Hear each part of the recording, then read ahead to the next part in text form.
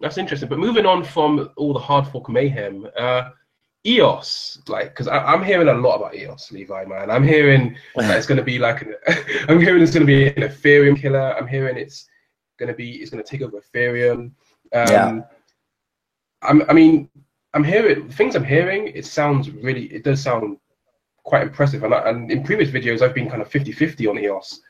Yeah. But a lot of people are taking it serious. And yeah. I mean, what's your thoughts on it? I mean, can you give us a little lowdown of EOS and what it can do? Yeah, sure. Okay, so what is important for EOS to know is to also know the guy behind it, and we all know it's Dan Larimer, of course, and he has built up some credits, in my opinion, by creating Steemit and also by creating BitShares. Although you might argue why he left those projects, but if I understood it correctly, is that he also got in a mutual agreement to leave this project and bring them to a particular level before doing something new. And Dan is someone who's been around in this space already for a long time. In 2009, he already tried to, let's say, create his own cryptocurrency. He got in touch with Bitcoin very early in 2009. The rumor has it that he has been also in contact with Satoshi back then. Also around 2013, there was these discussions going on that centralized exchanges are going to get how do you say it, banned back then. And he already came up with the idea to go for a decentralized exchange. So from a visionary perspective, this guy knows what he does. And also with regards to building up a blockchain, and you know what they say, you should never build your own blockchain. Yes. And this guy made up his own blockchain already, and he managed to do it in such a way that it scales in big proportions. So yeah, isn't Steemit like the amount of people using Steemit, like not trading the Steemit coin, but using Steemit, is actually that blockchain has much more usage volume than any other chain. Is that true? Yeah, that's true. So basically, if you combine, let's say, the transaction volume of Steemit and BitShares together, it's more. It has more transactions on the daily base than Bitcoin and Ethereum combined. No small feat either. That's pretty impressive. It really time out. It runs quite consistently as well. Yeah, exactly. And the big thing is, of course, also they do not charge, let's say, fees on the network. So a little bit also like IOTA. So purely from then I need to talk about scalability, of course, because the main problem with blockchain in general, or let's say the first generation blockchain, if you might call it like that, is the scalability thing. And that's due to the fact that Ethereum can only do 15 transactions per second. The Ethereum virtual machine is like 1,000 times slower than a mobile phone in terms of processing power.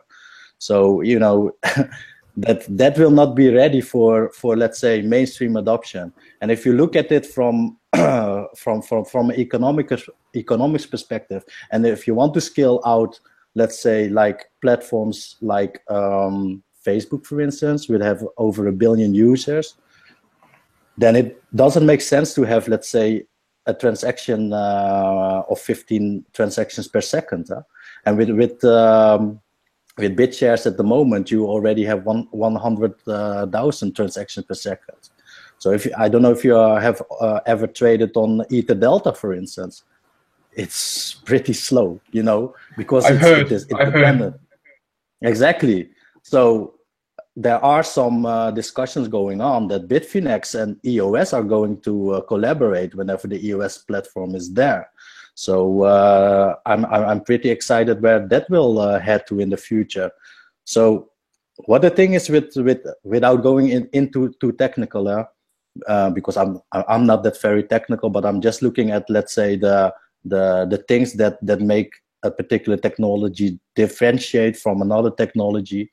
And there I see that they are doing, let's say, horizontal scaling, so that they have their own blockchain technology which can scale like very high, but they are also using tactics to, or techniques to, how do you say it, do better compiling of codes. So they are using, yeah, exactly. They are using WebAssembly, and that is an industry standard that is orientated on performance. So Google and Microsoft and Apple are also using that.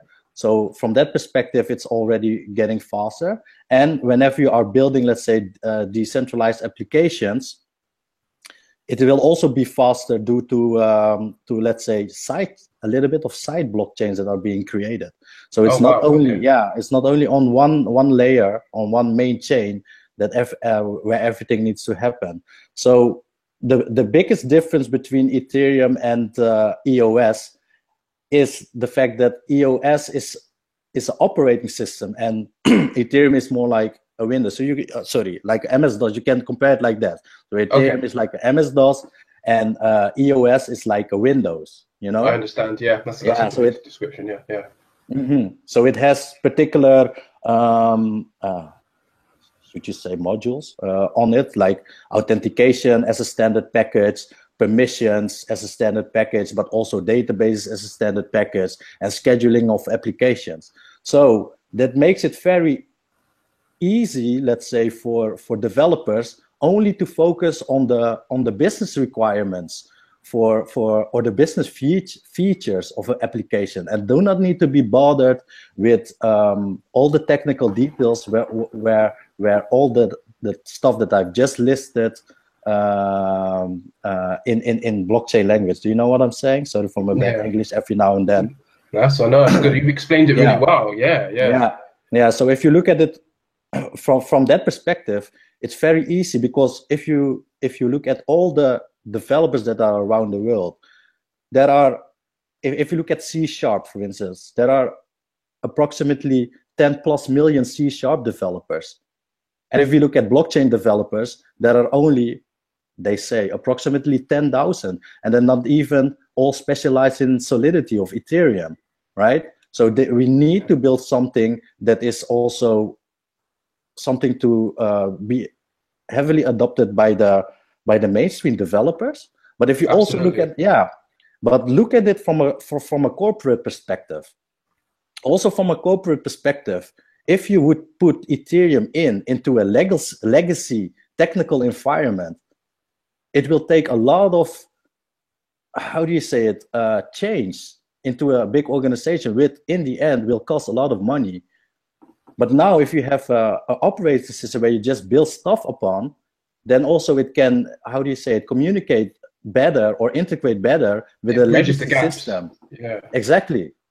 So from that perspective, of course, it's not there. It still needs to prove itself. Looking at the track record of the past, if you look at people, you can judge their success by looking at the past successes and steam it from that perspective. Is a success. BitShares is also doing a great job. So from that perspective, I think EOS could be technically superior to Ethereum, although I'm not a technical guy, but just looking at these kind of arguments. If we look at it from a traction perspective and look at it from, okay, are they really going to surpass Ethereum? Let's look at Ethereum. They have the Enterprise Ethereum alliances with, what is it now, plus 180. It's constantly growing. The list is growing. Yeah, exactly. It's growing and growing. And I don't know if EOS also has these tentacles, let's say, to do that. So Ethereum has the first mover advantage there, and that will be the biggest challenge for EOS, I think. Yeah, I agree. Definitely, because like we got companies like Cisco and like Microsoft, and JP Morgan, of all people, of all companies, JP Morgan are in the alliance as well, and that's a lot of financial and technological resources at Ethereum's disposal. So clearly they must, Ethereum, I remember on, I think it was on like Reddit or one of the forums, Vitalik and what's his name, Dan, they had like a little trade of words, Yeah.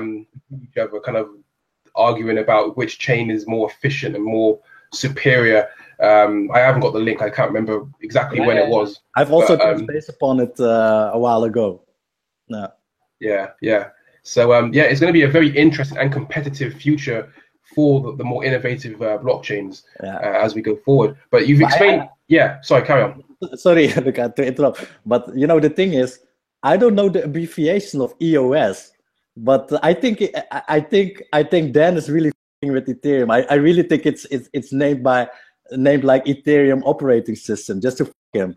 If you also look at sorry for my bad language, by the way. It's cool. I hope people I hope the kids are sleeping. But if you also look at the logo, you know, I think he's really screwing around with Ethereum. Yeah, bro. Do you know what? Like we were saying before, everyone is trolling everyone in this industry. Everyone is getting trolled the hell out of each other, man. We're all being trolled. We're all trolling each other in this space, and definitely from that level, yeah, it wouldn't surprise me one single bit. It's kind of like everyone's flicking up the middle finger at each other.